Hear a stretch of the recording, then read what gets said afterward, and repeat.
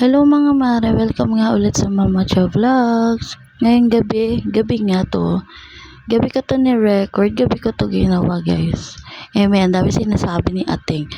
Yun nga, nagluto ako ng pang ice candy. Hindi ko na pinakita sa inyo pagluluto kasi nga lobat pa yung cellphone ko kanina. So ayan nga, nilapag ko muna siya dyan. Sinapinan ko ng malinis na damit. Kaya diyan ko pala yan nilagay kasi ayoko sa may lamesa baka umuga at matapon pa yung gagawin kong ice candy. Kumuha nga pala ako dyan ng karton at isang plato na patungan ka ng embudo. Kasi alam niya naman ang embudo ay pagkatapos gamitin ay natulo. Ang ginawa ko nga palang flavor na tong ice candy natin ay chocolate. Guys, pinagalong gatas lang to saka cocoa powder. Huwag kayong mag-alala, yung cocoa powder ko hindi yung nabibiling tagli 5 piso dyan sa tabi-tabi. Kung hindi yung Ricoa na cocoa. Bali nung una nga, nahihirapan nga ako magbalot ng ice candy kasi ngayon ko na nga lang ulit to gagawin. Pero nung naglaon na, natutunan ko na nga ulit kung paano ko nga to ginagawa. Bali, iniikot-ikot ko nga yung dulo dyan hanggang sa maging matigas na siya, saka ko siya ibubuhol. At kung tatanungin nyo nga kung bakit ako gumawa nitong ice candy, kasi nga wala naman laman yung rep namin at mainit na mainit ang panahon kaya magiging mabili talaga tong ice candy na gagawin ko. Ang laman nga lang po ng rep namin ay yelo, tsaka pang ulam, gamot. Yan lang laman ng rep namin. Kaya din napagdesisyonan kong gumawa nitong ice candy ay para nga pagdating ng bayaran sa rep kasi ang pinakamalaking konsumo sa amin. Pag bayaran na, meron akong madudukot para maipambayad dun sa rep. Kasi nga gusto ko talaga may rep dito sa amin para nga lagi akong pwedeng mag-stock ng kung ano-ano.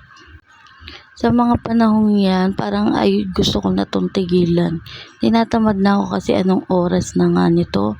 Pero sabi ko sa sarili ko, tuloy na lang natin. Kasi sayang naman yung pagluluto ko at effort ko dito na umpisahan ko na. Tapos ititigil ko pa, diba? Share ko lang din sa inyo kaya ito yung flavor na gusto ko. Kasi nga ito yung flavor na gustong gusto namin ng mga bata pa kami. Isa ngayon nga wala na nga ako nakikitang ice candy o nagbebenta na ice candy na ganito yung flavor. Meron man pero yung ginagawa nila yung sa palamig or dun yung sa milkshake na ready-made na titimplahin na lang. Mas maganda kasi yung mano-mano na ginagawa. Yung paghaluin mo yung cocoa tsaka yung evaporated milk. Yun yung nakasanayan na naming lasa. Tsaka mas masarap to kasi yung mga batang 90s nakatikim nito talaga. Parang gusto ko lang din ipatikim sa mga bata ngayon, mga 2000s, mga Gen Z na masarap yung mga dati nating kinakain o dati nating mga paborito. Pati nga gusto ko nga rin ipatikim to sa anak ko para malaman kung ako magugustuhan niya rin. Kaya yun, nung natikman niya, halos siya na rin din ang makaubos nitong ice candy na ginawa ko. Hindi nga ako nagalit kung hindi natuwa pa nga ako dahil mas nagustuhan niya din yung mga paborito nating pagkain o paborito nating flavor ng ice candy. Pasensya na kayo guys kung hindi ko na kinakat lahat ng sinasabi ko kahit mali-mali. Kasi nga, dagdag din kasi yon sa bawat segundo at minuto na ating pagre-record. Ang haba-haba pa naman ang aking video. Kaya okay lang yan guys. Pasensyahan nyo na kung may pamali-mali man akong nasasabi. At eto nga ako, struggle is real pa din talaga dito sa pagbabalot ng ating ice candy. Medyo, ayun nga, sasabi ko na kanina na matagal-tagal na tayong gumagawa nito.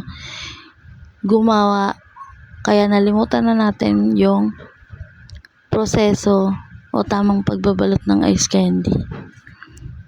Ang kaibahan naman to sa yelo kailangan mo talagang pigain yung pinaka-plastic para lumobo yung plastic niya o para lumaki yung itsura ng yelo. Dito naman sa ice candy, bali ang ginagawa ko, iniikot-ikot ko yung kanyang dulo para mapunta sa ilalim lahat ng ice candy. para lumobo siya tignan. Pasensya na nga kayo. At ayan nga, meron pa nga akong natira dyan na konting pang ice candy pa, at hindi ko na nga siya binalot, nilagay ko na lang siya sa baso. Tapos lalagay natin yun sa freezer. Bali, ang nagawa ko nga palang ice candy ay 50 pieces. Bebenta natin yan ng 5 pesos. So tingnan nyo, times nyo na. Meron tayong 250 pag naubos natin yung ice candy. O diba, kung nakaka-consume ang inyong ref ng 500, edi gumawa na lang kayo ng 100 pieces na 100 pieces na ice candy. Cherries. Bali, ang gagawin ko nga sana dito ay yung parang ice drop. Yung nabibili din natin noon. Kaso nga lang, ayaw naman pumunta sa gitna nung kinuha kong stand or kinuha kong handle. So, yan. Ang gamit ko nga palang rep, guys, ay Panasonic, yung maliit na rep, guys. So, ayan na nga, dito na nga tayo sa distribution. Dito na nga tayo sa pag-organize nitong ating mga ice candy. Yan, nilagay ko nga lang siya dyan sa may ibabaw ng yelo. O di kaya dyan sa may tabi ng dyan sa may tabi ng may pinaka-yelo para madali siyang tumigas. At madali na rin siyang makain. Excited na talaga ako kung anong magiging lasa nito. Pasensya na kayo kung may mga tira-tira kaming ulam dyan. Kasi minsan hindi nauubos, ayoko namang masayang. Kaya nilalagay ko na lang dyan sa may rep para pwedeng initin at pwede ulit kainin. Diba? Tipid-tipid tayo, guys. Mindset ba? Mindset.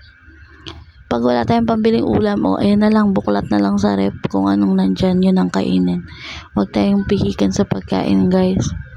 Hindi natin alam kung kailan din tayo maghihirap o kung kailan tayo aasenso. Kaya dapat magtipid-tipid tayo. Yan. Ayan, may nakikita nga kayong kimchi dyan. Yan, mga gamot. Tapos mga Yakult ng anak ko. Hindi pwede mawala ang mga drinks ng mga bata. Yung kimchi, guys, cravings ko talaga yan kahit anong araw. Kasama na din yan sa diet ko, kaya hindi talaga mawawala yan dyan. Basta ayun, nilagay ko lahat ng ice candy sa rep. Dito ko na tinatapos tong video, guys. Thank you sa panonood. Salamat. At dito ko na nga ito tinatapos. Salamat sa panonood ulit. Yun lang. Bye-bye.